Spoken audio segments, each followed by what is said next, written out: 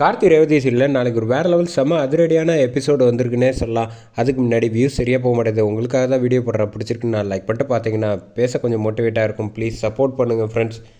இந்த பக்கம் கார்த்தி பாட்டியை வந்து சாமியார் வேஷத்தில் இருக்கிறதுனால தைரியமாக வீட்டுக்குள்ளே வந்து அழைச்சிட்டு வந்துடுறாங்க. அழைச்சிட்டு வந்தோன்னே ஒவ்வொருத்தரையும் ஆசீர்வாதம் பண்ணணும் அப்படிங்கிறதுக்காக வந்து கேட்கலான்ட்டு இந்த பக்கம் தைரியமாக கார்த்தி அழைச்சிட்டு வந்திருக்காங்க. ஆனால் அந்த சமயத்தில் கரெக்டாக சந்திரகலா வந்து தடுத்து நிப்பாட்டுறாங்க. ஆமாம், யார் இவங்கெல்லாம் எதுக்கு வீட்டுக்கு அழைச்சிட்டு வந்திருக்க அப்படிங்கிறப்ப, இவங்க வந்து ரொம்ப பெரிய ஆள், இவங்க ஆசீர்வாதம் பண்ணால் நம்ம எல்லோரும் நல்லா இருப்போம், நம்ம குடும்பம் அப்படின்னு சொன்னோன்னே, என்னது நம்ம குடும்பமா, சரிங்க உங்கள் குடும்பம் நல்லாயிருக்கும் அதுக்காக தான் அழைச்சிட்டு வந்தேன் அப்படின்னு சொன்னோன்னே, இந்த பக்கம் ஒரு ரோகிணியை கூப்பிட்றாங்க. கூப்பிட்டு ஆசீர்வாதம் பண்ணுறாங்க. ஒவ்வொரு பொண்ணாக வந்து பார்த்து ஆசீர்வாதம் பண்ணிவிட்டு ரேவதியை வந்து நெத்தியில் வந்து விபூதி வச்சு ஆசீர்வாதம் பண்ணி நல்லா இருப்பம்மா அப்படின்னு சொல்லிட்டு இந்த பக்கம் கார்த்தியை பார்த்து திரும்பி பார்த்தோன்னே, கார்த்தி எதுக்கு வந்து பாட்டி வேறு ஏதோ யோசிக்குது அப்படின்னு சொல்லிட்டு அந்த பக்கம் திரும்பிடுறாங்க. திரும்பினோன்னே சந்திரகலா கரெக்டாக அவங்களுக்கு வந்து சந்தேகம் வரும்.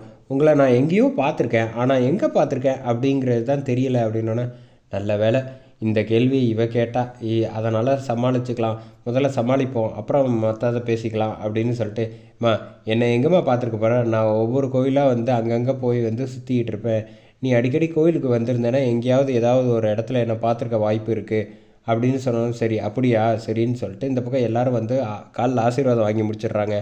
அதுக்கப்புறம் சரி வாங்க கிளம்பி போயிடலாம் அப்படின்ற இரு பேராண்டி அப்படின்னு சொல்கிறப்ப, பாரு இதுக்கு மேலே இருந்தேன்னு வச்சுக்கேன் சாமுண்டேஸ்வரி வந்துட்டா உன்னை கண்டுபிடிச்சிருவாங்கல்ல. ஆமாம் ஆமாம், நீ சொல்கிறது கரெக்டு தான், அவள் வந்து என் முகத்தெல்லாம் இவ்வளோ மாதிரி மறக்க மாட்டாள், அவகிட்ட மாட்டினா அவ்வளோதான்.